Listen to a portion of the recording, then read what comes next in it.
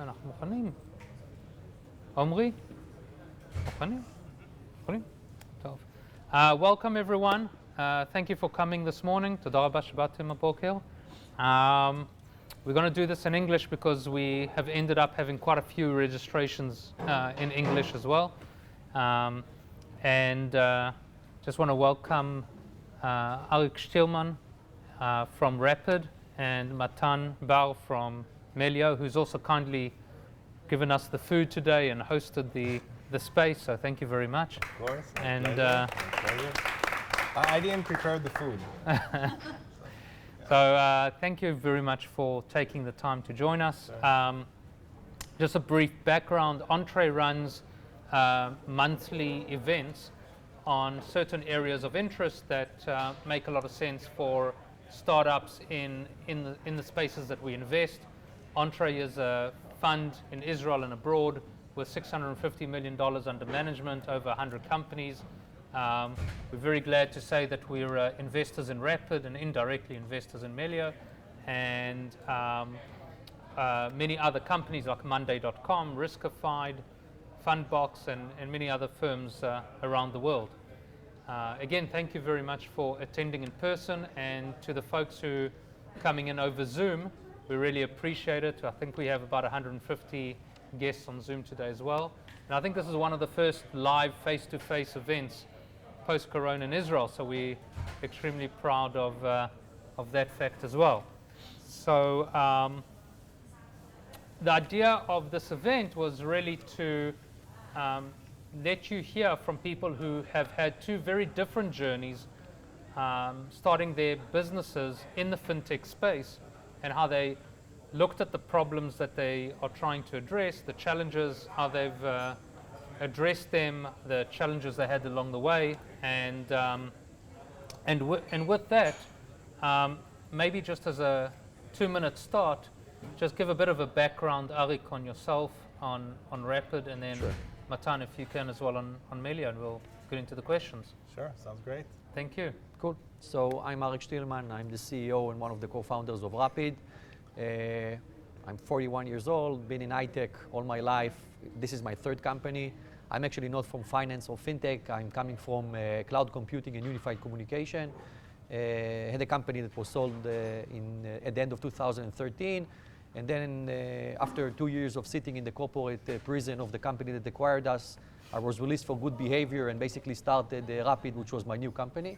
And Rapyd is a company that basically is trying to become a type of an Amazon AWS for the fintech space. We identified in 2016 basically the fact that there are no platforms in fintech. Almost every single company in fintech, or what used to be called payments back then, is a one-trick pony company. One company was doing payment collection, somebody else was doing disbursement, somebody else was doing card issuing, somebody else was doing compliance, and et cetera, and et cetera. And basically, when you wanted to build something in fintech that was more than a checkout page to collect money from consumers, you ended up integrating to 5 or 7 different companies in every single country you wanted to operate. And we decided to build a type of an Amazon AWS approach of basically creating one platform that includes all these different services, exposes them as APIs, and basically somebody that wants to build on top of us can build something globally in a matter of weeks instead of doing it in a matter of 5 years. Thank you. Matan? Hey everybody, my name is Matan. I'm the co-founder and CEO of Melio, where we're at. I'll tell you about Melio in a second. Before starting Melio 3 years ago, I was with PayPal, leading its P2P payments business globally. P2P means anything related to friends and family payments that happened at PayPal was part of my team, like paying back for coffee using the PayPal app or Venmo app.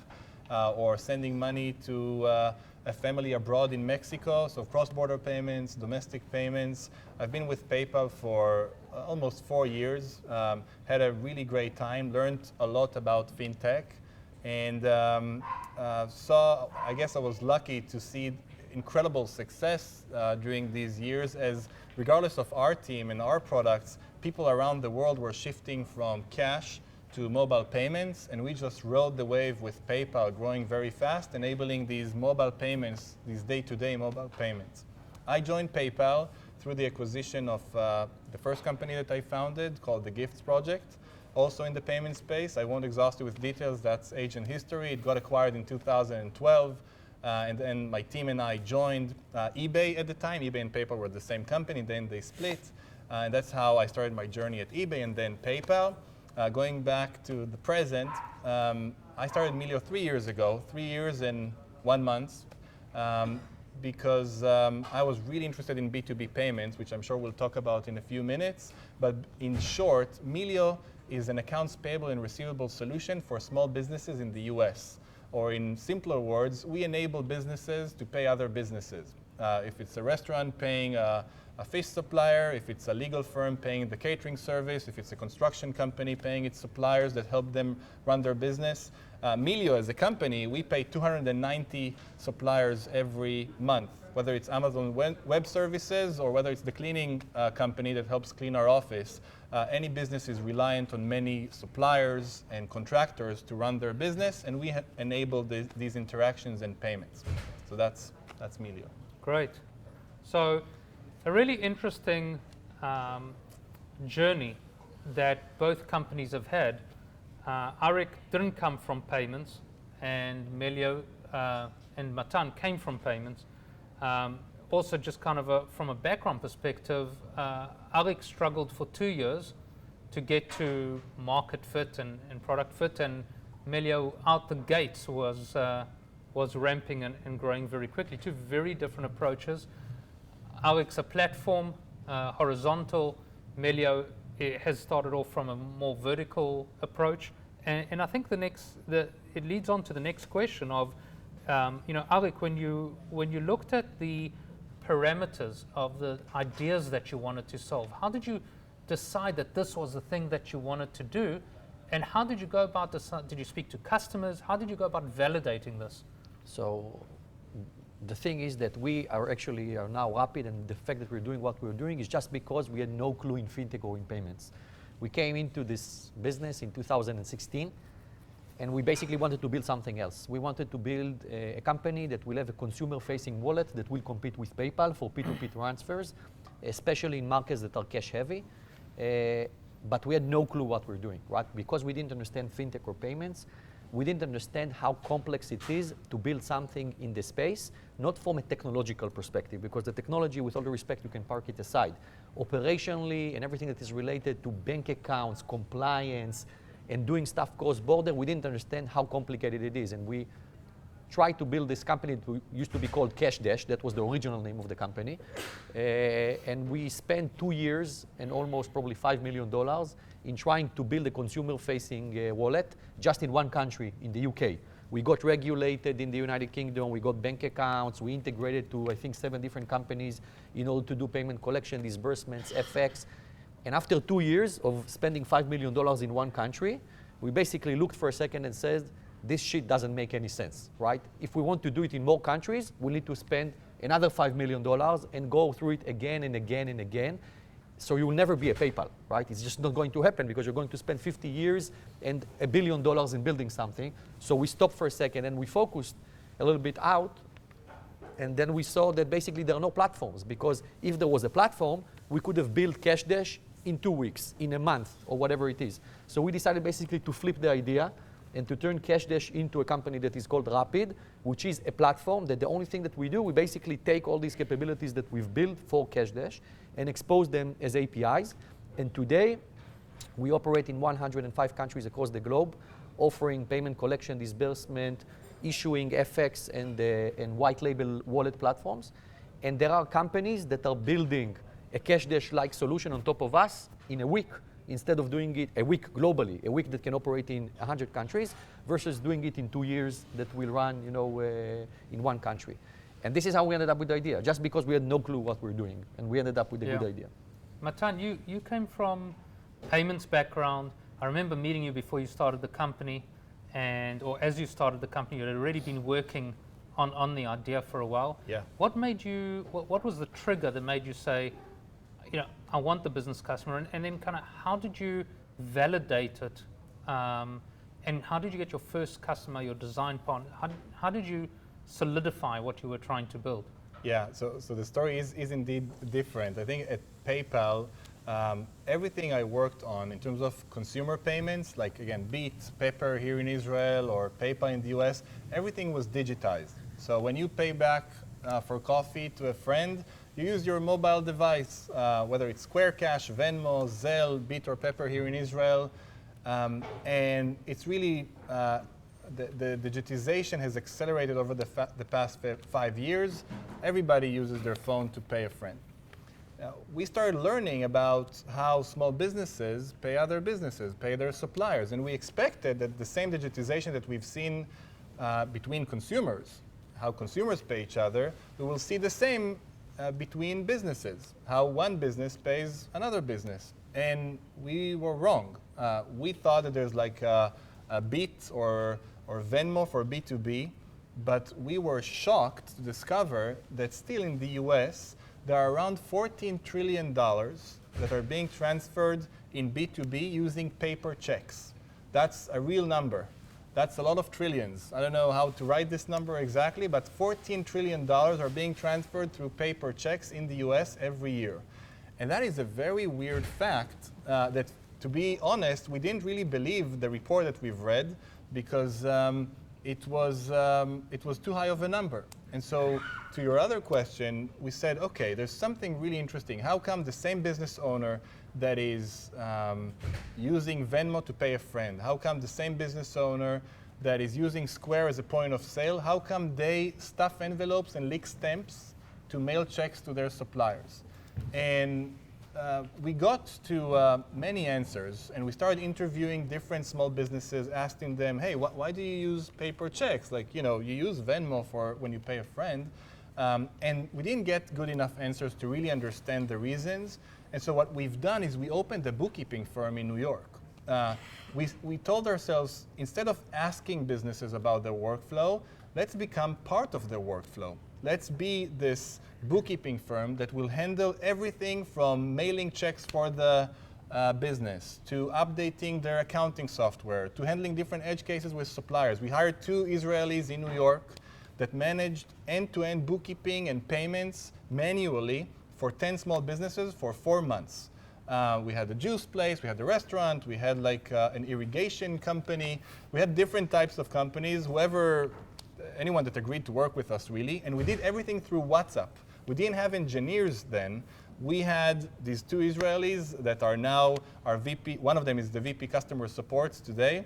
But all she did is basically talk with businesses over WhatsApp, ask them, hey, send me your invoice that you need to pay. So they used to send the invoice, tell us when to pay, how to pay, and then Dafna, the person that did this manually for most businesses, would just update the accounting software manually, mail the checks, handle everything, and we learned, I think the real number was around 40 different insights for why businesses still love paper checks and they don't shift to a digital solution. So I think one of the reasons that we got to, I wouldn't say product market fit, but like close to product market fit very fast is because we became part of we had a product before we had a product. It was WhatsApp, it was manual, but we provided a great service that then we imitated with a digital experience that we've built with real engineers, real product managers, real designers. So that was the hack to accelerate product market fit. And what did you find was not that you weren't able to scale, or what were the things that couldn't work, the processes or the things that couldn't work when you started versus where you are today? Yeah, so I think the things that slowed us down are similar to what Arik mentioned. For a company to move money in the US, you have a lot of work with compliance and risk. For example, for us to move money from point A to point B, we need to partner with a US bank. Like we need a bank to support the infrastructure that will allow us to move money. Now, convincing a bank to work with a 5-people startup is hard because if we make a foul in terms of compliance, the bank can shut down. Like that's how risky the partnership is for the bank. Not all cases, but let's say the worst case scenario, if we do something really terrible, the bank can shut down. So a US bank, and we worked, I think the first bank is a bank from Memphis, Tennessee. We work with the same partner that gives Israelis chance, I guess. I don't know. Which bank is that? Evolve Bank and Trust. Evolve Bank and Trust. The only crazy people that will give a 5 people startup access to the banking system. Exactly. Exactly. So, that was the hurdle, I guess, that it took us, I would say, 8 months to go through very thorough due diligence. So, they feel comfortable that we know what we're doing and we won't enable terrorists to move money, for example, or pay prohibited industries. There's so many threats in terms of risk and compliance that can really hurt the bank, so they had to feel comfortable working with us. That's I guess, one example. So, Arik, from moving from that early stage of saying, I've got $1 million of revenue, to moving to $10 million of revenue, what was the biggest change that you found you had to go through? I think that from our perspective, marketing was the biggest shift. Like, at the end of the day, the graveyard is full of companies that have amazing technology, but nobody was buried in the graveyard because he has amazing marketing. Marketing is the key to success in scale, right? With all the respect to startup companies that sell for $200 million their business after they have a cyber product, if you're trying to scale a business, especially in fintech and payments, marketing is the key, because at the end of the day, in money, trust is the most important element between you and your customer. Okay, a small business that uses Melio, or somebody that is using Rapyd, if it's small or big, it doesn't matter, he needs to trust you. And trust is built through great marketing, great brand, and at the end of the day, what helps us to scale from $1 million to $100 million was just massive investment in marketing and in brand awareness that a lot of times Israeli companies forget is very important. A lot of times companies from Israel think that we have the best tech and we will win because of the best tech. And I'm telling you already, it doesn't matter. You can have the shittiest tech that exists in the market, but you will grow like crazy because your marketing team is awesome. Marketing is a game changer. It doesn't mean that the product is not important and tech is not important, but if you want to scale your business to, it used to be a unicorn, but today everybody's a unicorn. So I will tell you, I would say $1 billion, but probably now it's $1 trillion business. It's marketing, and that was the game changer from our perspective, understanding it and building a very strong marketing team that is based out of the US, that have been there and done that, and understand how to scale something. Okay. Would you say that the foundation team, the founders and the first 2 or 3 hires of the team, have they kind of lasted in your business? Have they changed? Is it a different type of person for a different stage?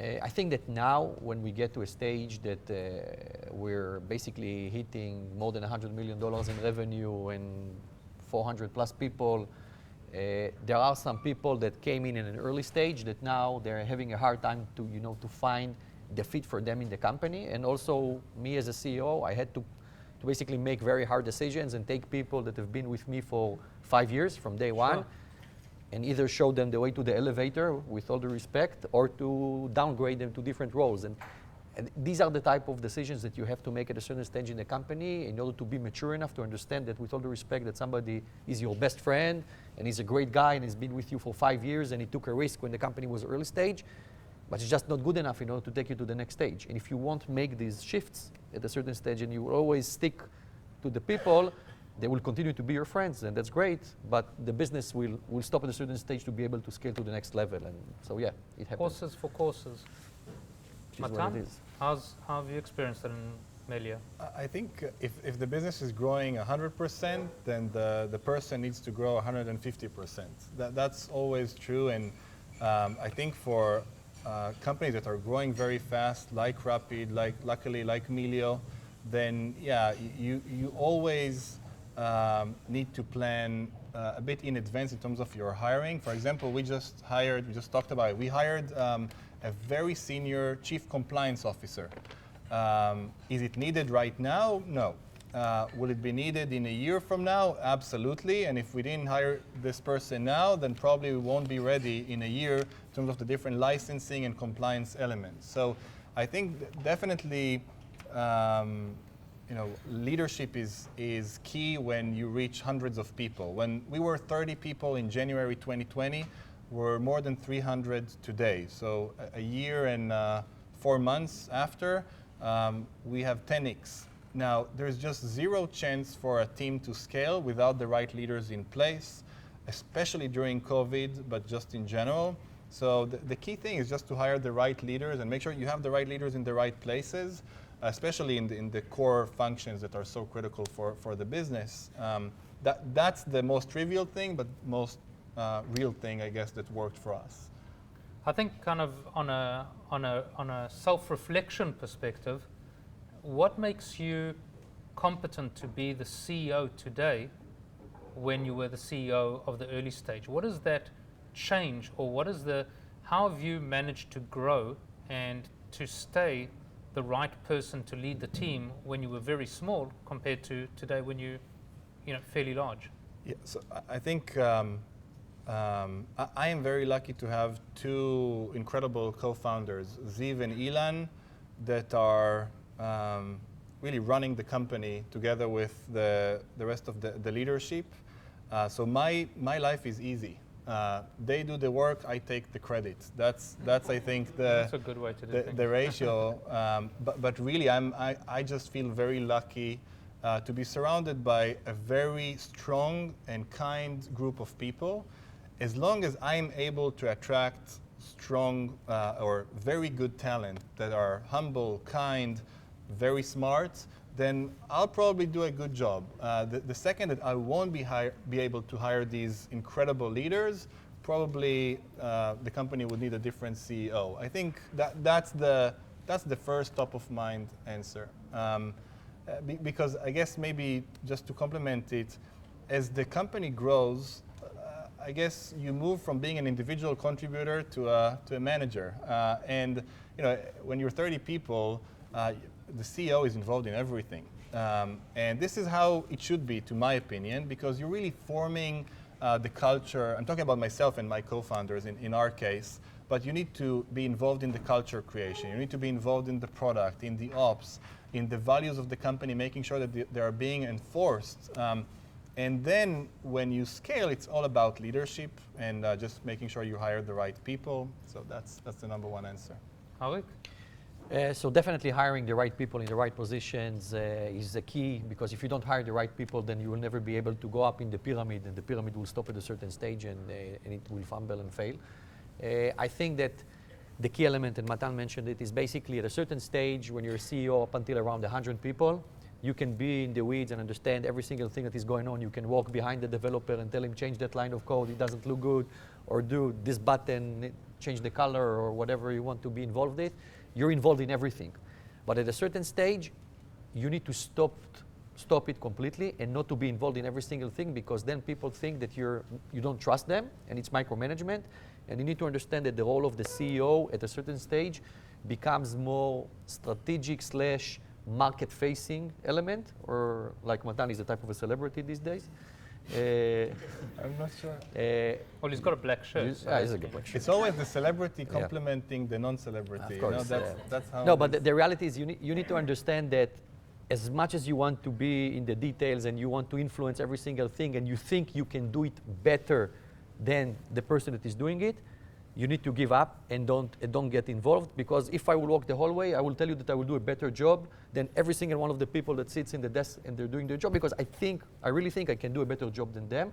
But I need to give up and zoom out and understand that at the current stage I need to think differently, not about the product and not about the support and not about sales, but sometimes you need to think about what will the market think about this move. And a lot of times people think, oh, but why did you make this decision? It doesn't make any sense for the product or for engineering and for the customers.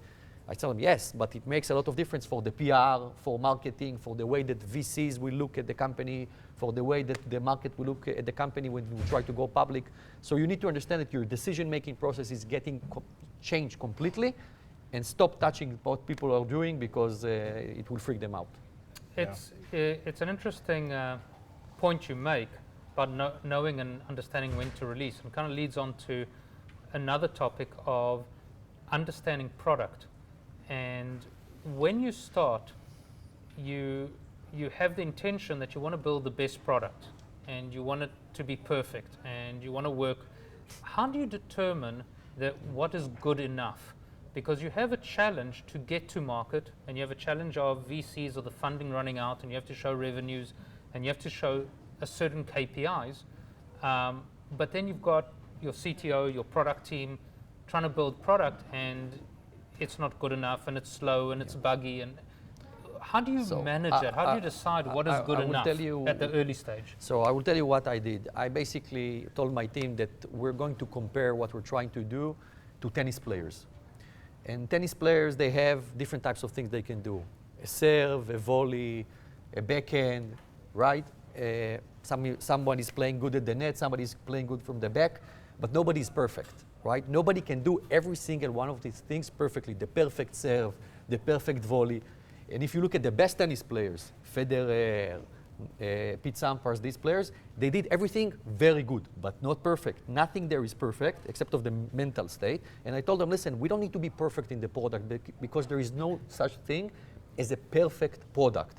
Yes, you will always find a different company that the product might look shinier and this feature is better, but you need to aim to very good at every single thing that we wanted to do. In our company specifically, we wanted to do a lot of things, not only one product, but at the end of the day, we have like 5 different products that we sell.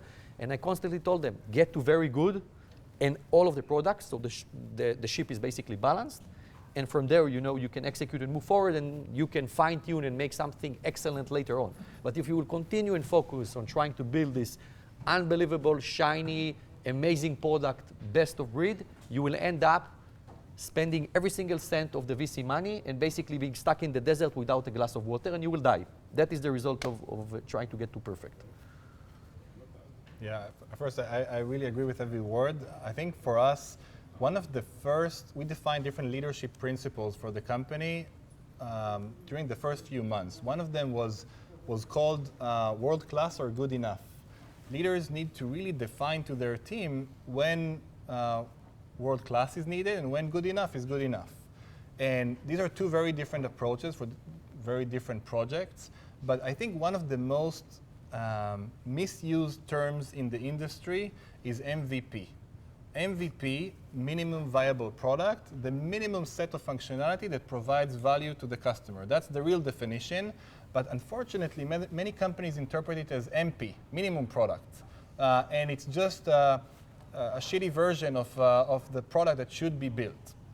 Now, that is something that was so, I think, such a common phenomena that we had to fix to world class. And so during the first, I would say, 6 months when we built our first version, we aimed for world class because we knew that MVP can get us to MP, to minimum product that is just not good enough.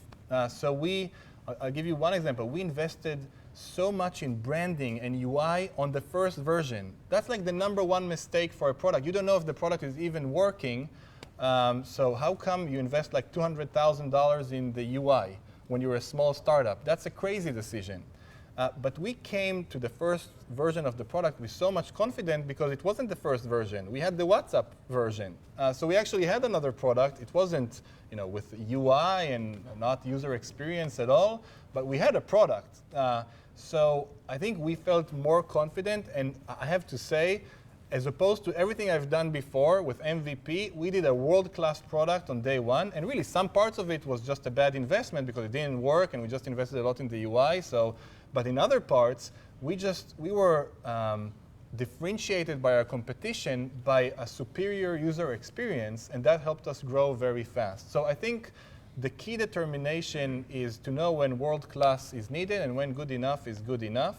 And that's a decision per case basis. And it is legit that a startup will build something that is good enough. You don't need to be perfect. It's super legit to build good enough. Sometimes people are shocked when I tell them, fuck it, it's good enough, release it, right? And they say, but it's not shiny, it's not this. It doesn't matter.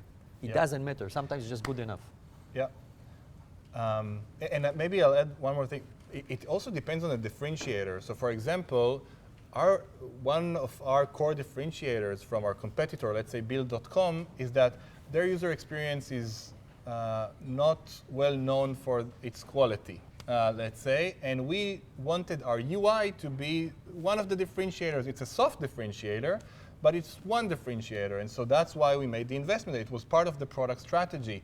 If the other competitors had great user experience, or I don't know, that wasn't relevant, it would probably invest in something else. So it's really important to understand, again, where are the weakness points of your competition, and of course, what is the value, the end value to the customer. That's always true. So you have product, it's not feature rich, it doesn't have every feature, and you've got established players in the marketplace. How did you find that you could adequately compete when the feedback from your customer is, oh, but you don't have the feature that Bill.com has, or you don't have the feature that PayU has, or, how did you get over that hurdle with those customers rather than go back to the office every day and say, oh, I lost another customer because I don't have that feature? So I will tell you my story, which is, it's not a traditional way to resolve it, and it wasn't my idea, right? So we were we had a product, we constantly stumbled into this challenge of, why are you different than Stripe? Why should we use you and not Stripe? We were constantly compared to Stripe. And then we were raising our round B, and General Catalyst, one of our investors, basically came up with an idea, allow Stripe to invest in the company. I told them, listen, this is the stupidest idea I ever heard in my life, right? I want to compete with them. You want me to give them an ability to invest in a round B? He said, believe me, from a marketing perspective, if they will invest in the company, the buzz that it will create and the PR activity and the headlines, Stripes invest in Rapyd, every time you will walk into a pitch to a customer, the customer will never ask you, why are you different than Stripe? Because the answer is automatic. I'm better than them. They invested in me because I have something they don't have. And from the second we took their money, right? We took a little bit money from Stripe. First of all, the PR boom was insane. Crazy.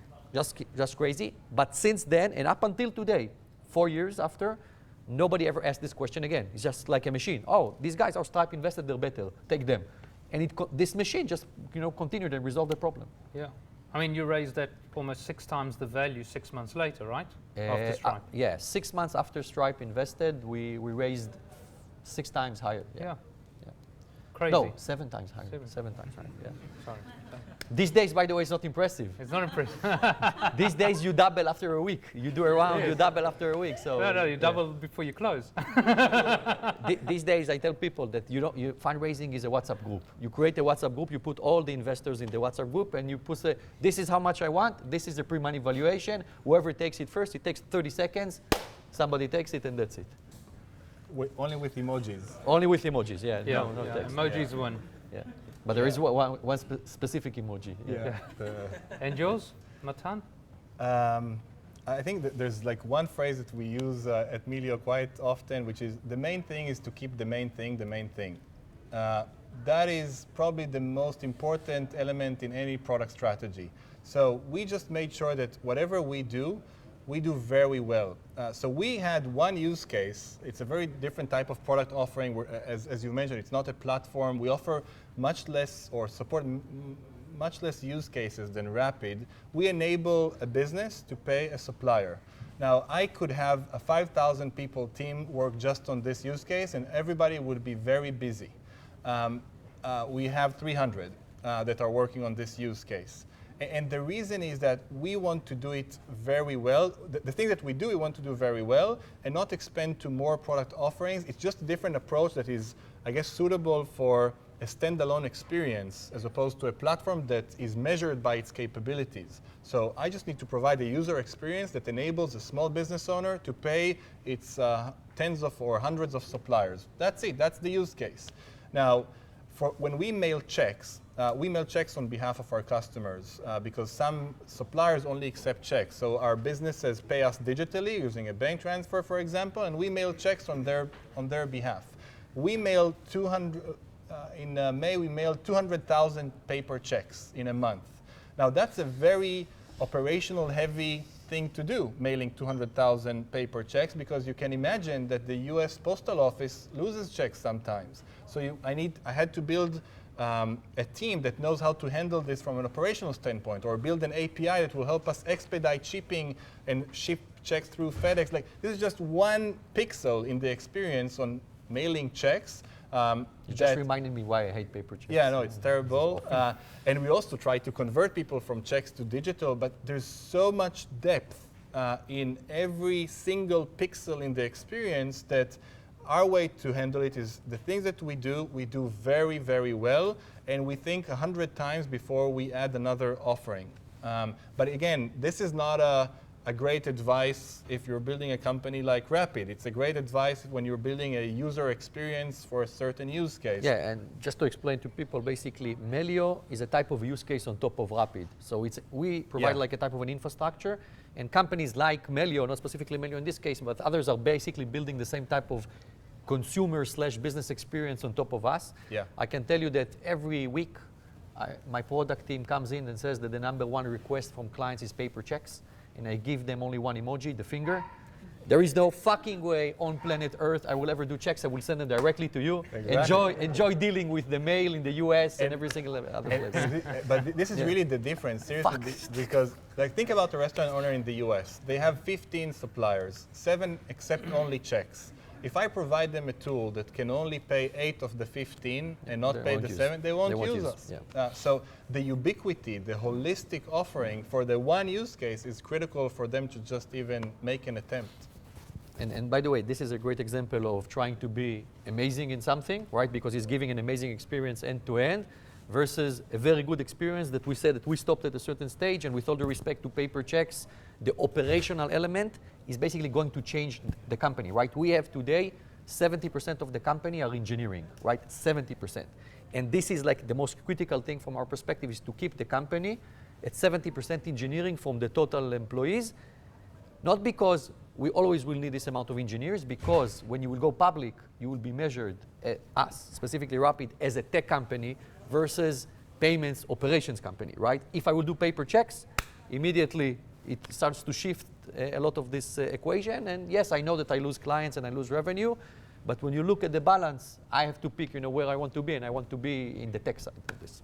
So there are a lot of early stage founders here. When you look at the fintech space today around the world, where would you suggest that people spend their time focusing on? What are the 2 or 3 big problems that haven't been solved yet, or that there's a fair amount of room to solve within? Wow, like there is like endless problems in fintech and in payments that companies are trying to solve. I think that before picking a country or a place, right, I would say that if you want to go to the US, you need to do something like Melio did, right? Go and create a bookkeeping agency, because Israelis do not understand how business is done in the US. And the fact that you know how Domino's Pizza works here or a coffee shop, it doesn't mean it's completely different. So if you want to go into fintech in the US, Israelis don't know how consumers work in the US, that's for sure, right? There is no way. And also, they don't understand how businesses, so we'll have to do a lot of investment like Matan did here in basically understanding it. On the other hand, there are other markets that are a little bit more similar in Israel, in Europe, that people tend to neglect. I generally think that the European market is super neglected, because the typical play of companies is we go to the US. After we finish conquering the US, we go to another English-speaking country, which is the UK, and then they go to Australia, right? That is the typical move. Probably it was your plan, right? Mm-hmm. Yeah, maybe, yeah. We'll see. But people neglect. They neglect France, the Netherlands, Germany, massive markets, right? There are a lot of massive markets that Israelis tend to neglect. And I personally think that the big opportunity in fintech is actually around the European ecosystem play, because it's underserved. There is much better banking APIs and infrastructure that you can connect to, and you don't need to use these shitty banks that we use in the US, in Memphis, Tennessee, or whatever it is. And it's a little bit more greenfield. You have space to play. So yes, you have a language barrier that sometimes you need to somehow overcome, but I think that the reality is that it might be a much bigger opportunity there. The interesting thing with Israel is, 1, you're close to Europe. Very close. Yeah. 2, it's an immigrant country. Yeah. So on every street corner, you're going to find someone who speaks French, Spanish, Russian. So you can find people you will to find serve those markets. You will find, but automatically everybody wants to go to the US, and I understand why, right? At the end of the day, if you can make it in the US, you're going to be a very big company, but it's so crowded that you really need to find some kind of a play like Melio did in a very specific space and understand it extremely well in order to be successful, because otherwise you're just going to burn the money in 1 year. Whatever money you raised, and you're going to go out of business. That's the thing about the US, that Yeah. it's such a wide market Yeah. and it's such a big market that if you get it right just in one thing, That's it. you can build an unbelievable business. Whereas in Europe, you need to scale either across countries or across products. Yeah, absolutely. I think even the Melio use case, or when I did the pitch deck for Melio, I said, okay, there are $14 trillion in paper checks in the US. We believe it will go down to zero in 3 years, 5 years, because no one will use paper checks anymore. Who will digitize these payments? We can give it a good shot. So that's one use case.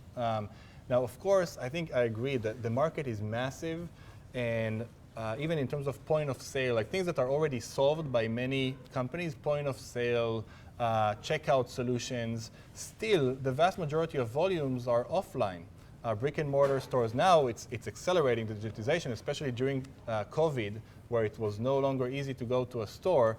But this acceleration could be leveraged and just build many solutions in spaces that other companies are already operating in. But I think more generally to your question for entrepreneurs, I'll risk myself sounding like a cliche, but when you're choosing to start a new company, it's really important to pick a space that you relate to, because you'll talk about this world of content every day. So if you're addressing small businesses, our life is small businesses. I talk with restaurant owners. If you don't like talking with restaurant owners, don't start a business that or a company that talks with small businesses. If you prefer to talk with the CFO of Nike, then do an enterprise business. Like, it's really important to think about the day-to-day when you choose a space. I love FinTech because people care about money. And when you make money better, you make a big impact on people's lives. And usually when you make an impact, the business success follows. So of course I care about the return to our shareholders and to return to myself and my co-founders and everybody that work here. I'm not that naive, but usually there's a correlation between impact and business success. I think money and FinTech is just an incredible space to be in. I think for many people, health is probably the #1 concern, but money is somewhere, I would say, in the top 3 for most people around the world. And when you make money better, even slightly better, then you're making a huge impact. When you shorten the time of sending money from one country to another by 2 days, it changes lives. When people in the US send money to their families in Mexico, and it used to take 5 days and now it takes 2 days, it changes lives because then the family can pay their electricity bill before the weekend. So even small changes can really impact people and businesses. And so I think we're both like very lucky that we're in a space that really genuinely have impact, because money is important. I'll say one more thing. And you forgot to give the credit to the banks that did an awful job for 50 years Exactly. in giving service, Yeah. right? All the credit belongs to them. Let's start with that. That's true. I think they created the opportunity.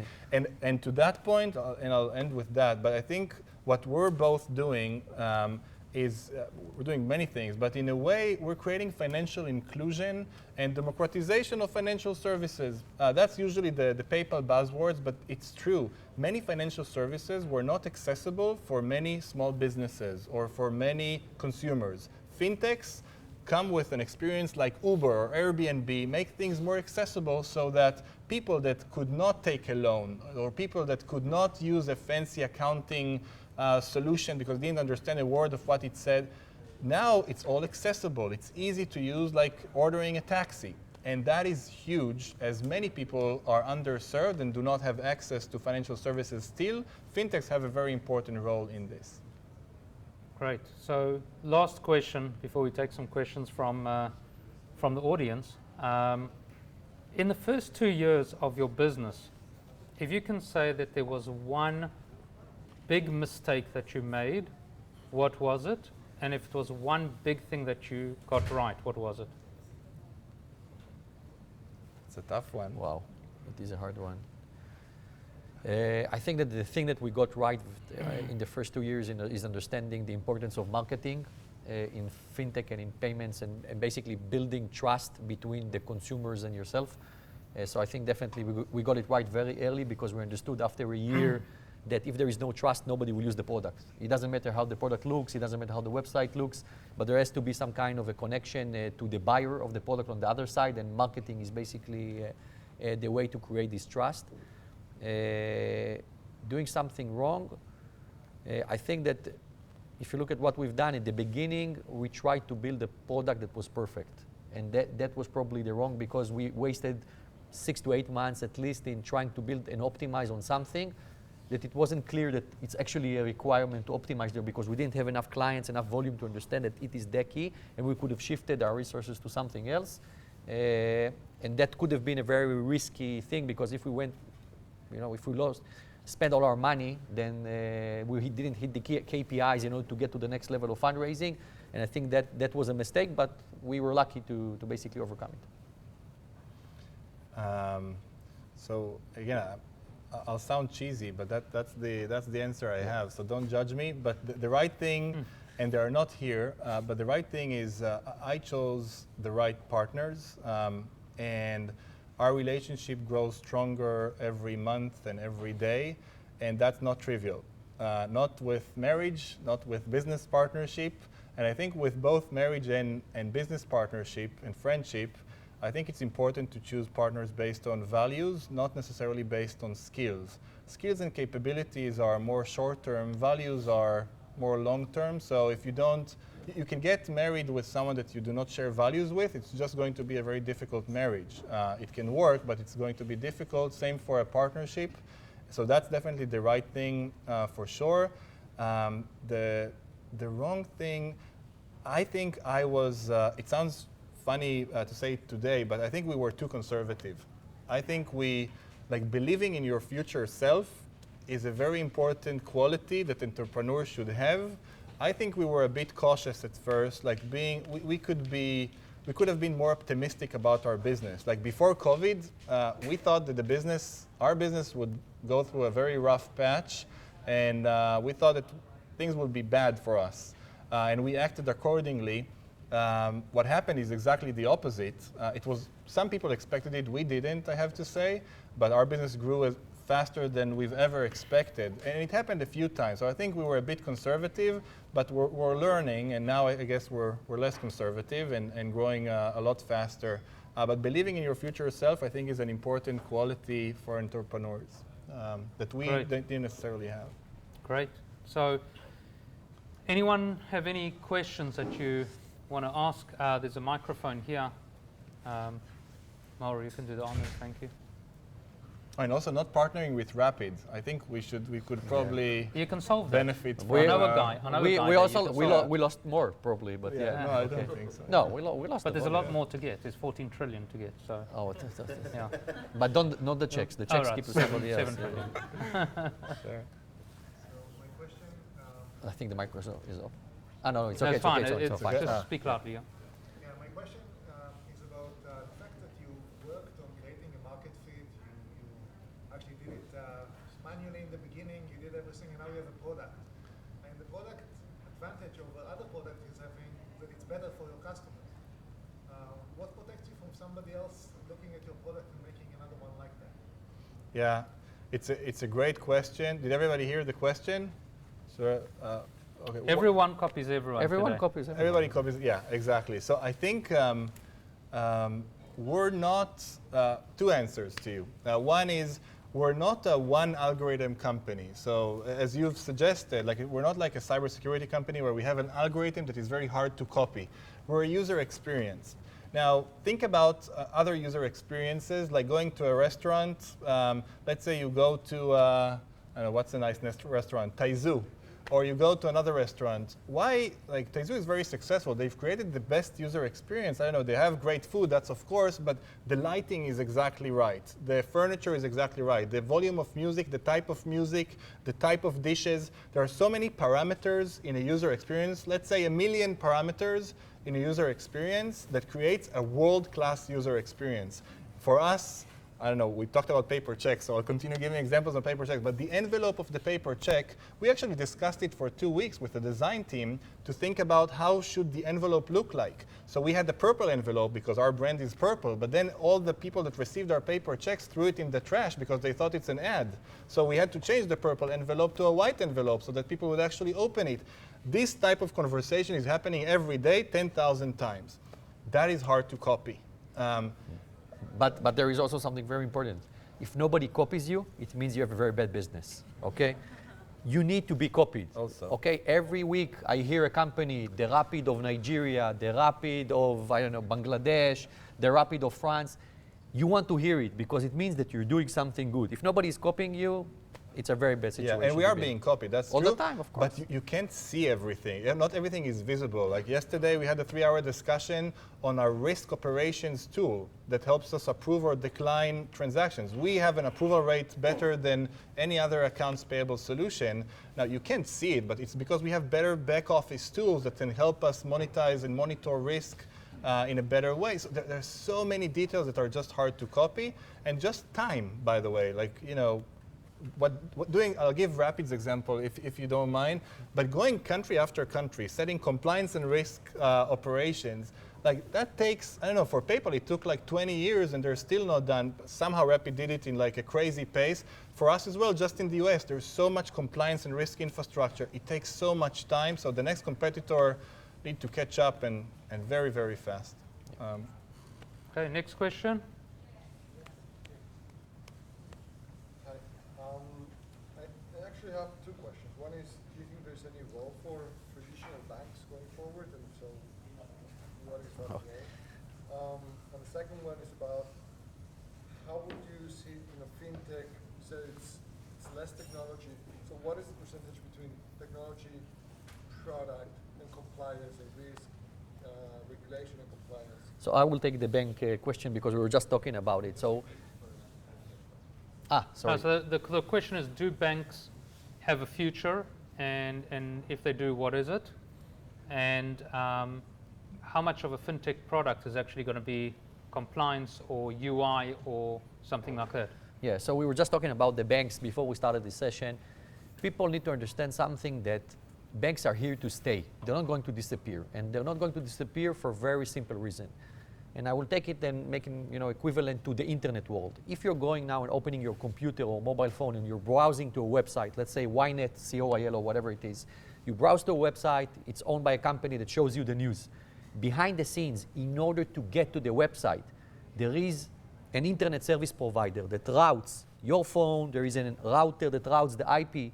These are the banks. Money can be moved only by the banks. And with all due respect to Rapyd and to Melio and to a zillion other companies in FinTech that are doing extremely well, only banks can move money. De facto, this is the way that the world it is, and it's going to stay because the regulators and the central banks in every single country are not going to allow Bitcoin, Dogecoin, or any other fucking cryptocurrency to take over whatever they do. Money controls countries. This is the definition of money, right? Nobody's going to allow the keys to the kingdom and give it to somebody else. So banks are going to continue and be there and making sure that the money will move.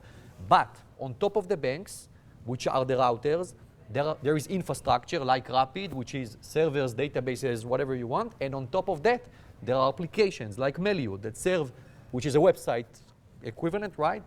That serves a specific need for businesses. So this is why the banks will always be here, but they're turning back into what they used to be 200 years ago. A dumb safe that keeps gold and moves the gold, between the safes. That is their place. Yeah, and regarding you want to take the product question? Yeah, sure. So I think, and I agree, I think banks like Melio leverages 3 banks, soon 4 banks as our infrastructure to move money so that we can focus on things like user experience. If we were also a bank, I think it would be very hard to also be a great bank and also be a great user experience. Impossible. That's why banks don't have great user experiences. I think they have too much work just being a bank.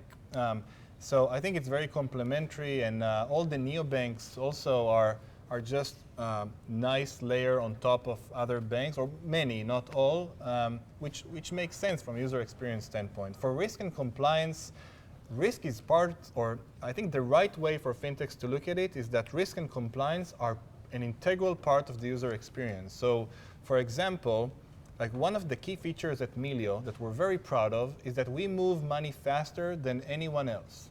In the US, doing a bank transfer takes 3 days. So you get the money deducted, and until it gets to the other side, it takes 2-3 business days.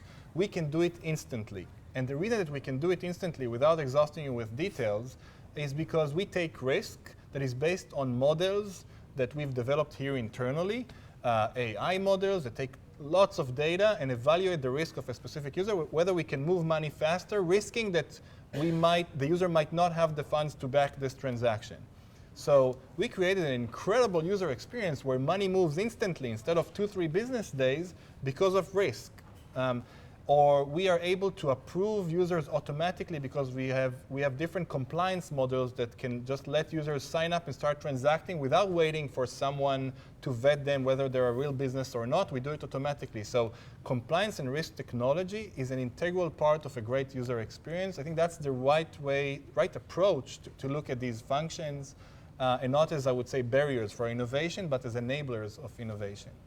As a VC, and as an investor, I look at risk and compliance in fintech as confidence. So I see it as a way of building confidence, and I see it as a competitive advantage in an investment that we're making. So for us, it's critical. We see it as a way of creating opportunity and being able to set yourself aside from other people by being able to offer risk and compliance, not as a overhead, but as a differentiator and as a revenue stream. At Entrée, when we look at making investments in companies, we have started for a while now. We've worked on a formula that we call the 4 T's: technology, timing, TAM, and team. And one of the questions that have come up from the Zoom folks is, how important is TAM in the fintech space or in a startup? I think the TAM, total addressable market, right, is the most important thing in fintech, because with all the respect, in a lot of markets that you look at, if it's a restaurant or whatever it is, you still have like a limited market that you're going after. But when you look at a market that is related to money and the way that money is used or moved or whatever it is, and because the consumption worldwide and GDP is basically continues to grow all the time, you're looking at an unlimited market size in a lot of different niche situations in fintech. And I think it's very critical, because if you're looking at a declining market, like if you were a paper check company, your TAM is shrinking every single day, right? But when you're a company that wants to convert paper checks to digital, you have endless, because not only you're going to take, and this is your marketing pitch, so just give me the trademark. Of course. You're taking the $14 trillion from paper checks and digitalizing them. You're also taking the other digital aspects of the business. So it's 14 trillion plus, right? And that is the key here. Yeah, so agreed. I think we chose this space because money is important and because the opportunity is endless. I do think there's one caveat to choosing such a giant space, which is that when you grow, it's really addicting to start looking at aggregated numbers. So, you know, companies like us look at payment volume, number of transactions, and I think I might be stating the obvious, but there's the critical thing with, especially with huge markets like that, is always make sure that the voice of the customer is part of the processes of the company, because with such huge markets, you lose sight of the customer very fast, because you keep looking at the payment volume this week, today, this month. Like I open these dashboards, you know, every day a few times, but you have to make sure that the voice of the customer, for example, a small business owner, a wine shop owner, is still heard in a certain cadence, in a certain process, so that you're not just looking at the payment volume totals. That's, I would say, the caveat of such huge markets. But yeah, definitely market having a great market, having a great team, you're already 95% there in terms of your business success. And just to add to that, there's not every fintech business is something that's going to go after a huge TAM market. You know, fintech businesses are also businesses who supply solutions to banks, you know, compliance solutions, risk solutions, things like that. And there's nothing wrong with building a bootstrapped or smaller, you know, business. Not every business has to have $100 million in revenue on day one. There's many examples of companies like Fiserv and other companies around the world that have built SaaS and other products for banks and for financial institutions, and have built, you know, really big businesses over a period of 20, 30 years. So when you look at TAM is kind of, you got to consider it in light of what you're trying to build and what and where your love is and where you want to see the future of your business. So just that as a point. Any other questions? Yes.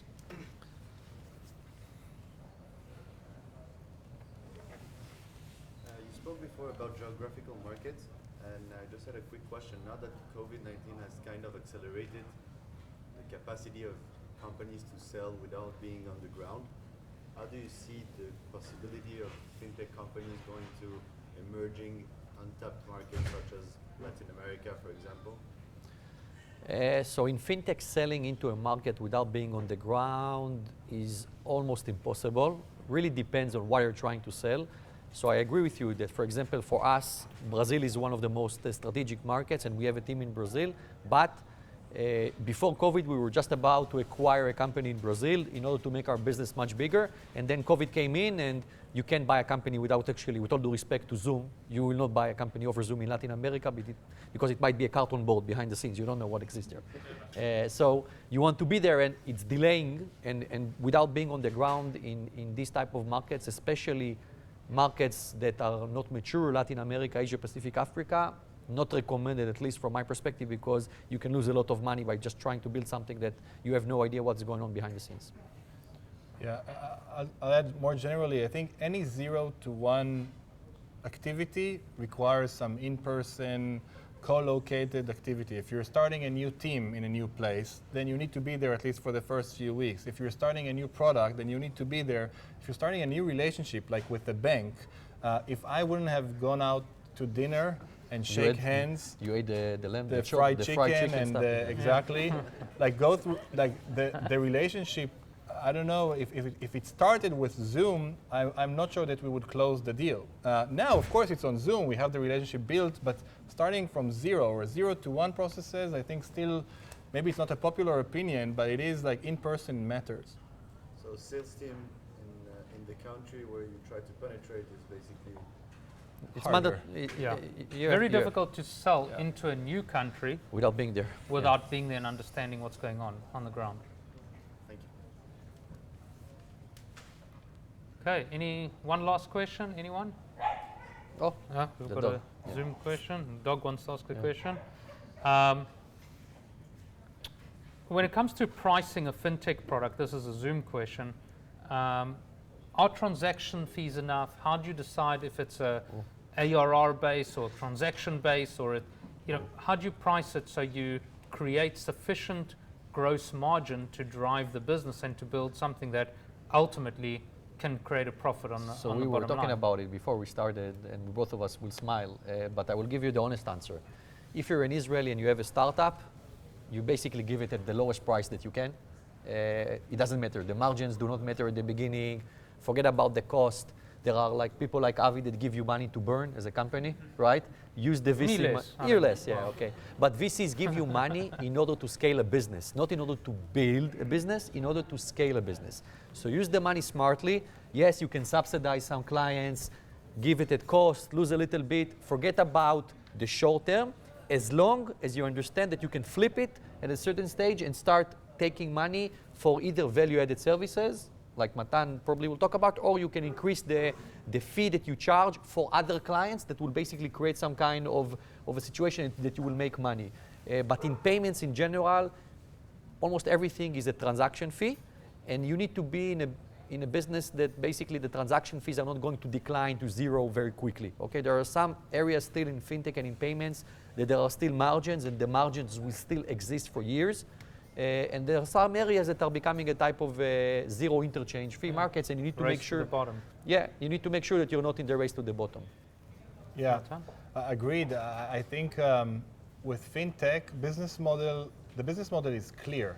Like there's a set of options: interchange, issuance, acquiring, credit, taking transaction fees, taking monthly fees. It's not a social network that you need to come up with a new business model. I think most fintechs are monetizing in similar ways.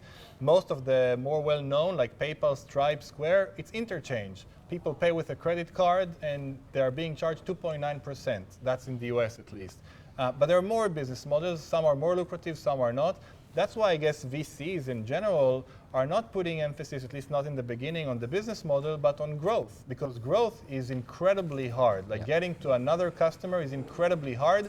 Monetizing, there's a clear path. Maybe it would work as expected, maybe beyond expectations, maybe below expectations, but there's a clear path. For growth, there is no clear path. Like each company has its own unique, going back to your point on marketing, like each company has its own hacks and team techniques. It's very, very hard. So I think the emphasis by the VCs is correct. That's the emphasis by the founders, by the leadership, and by the investors. It's all true. Growth first, monetization later, because of the confidence in the fintech business model. Yeah, but certainly the market today rewards growth, and money is cheap. And so if you have something that works, run hard, grow, but have an understanding of how you're going to create margin in your business. Yep. So with that, again, I wanted to thank Arik, Matan. Really, really appreciate your time. Thank you, Melio, for the space. Of course. And the food. Too bad for the Zoom people who never got to taste it. And again, Entrée is a fund that does a lot of early stage work. We've got an early growth fund. We invest in fintech. We've had tremendous success over the years, from Prosper to Stripe to Rapyd to many more companies around the world that we've backed pretty early on. And so when you're looking for funding and you're looking at your next business idea in the fintech space or anywhere else, give us a call.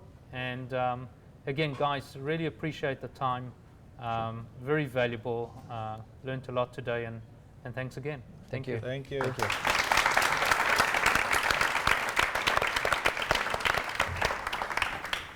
תודה רבה. תודה. You enjoyed it? Thank the tall guy with the Entrée shirt. מה העניינים? מה קורה? כן, כן, בטח. כן, כן. כן, נשבע לך. לא, אני כאילו, את יודעת, אני עוד לא בגיל שאני לגמרי סמילי. אני קורא כן. מה העניינים? הגעת עכשיו.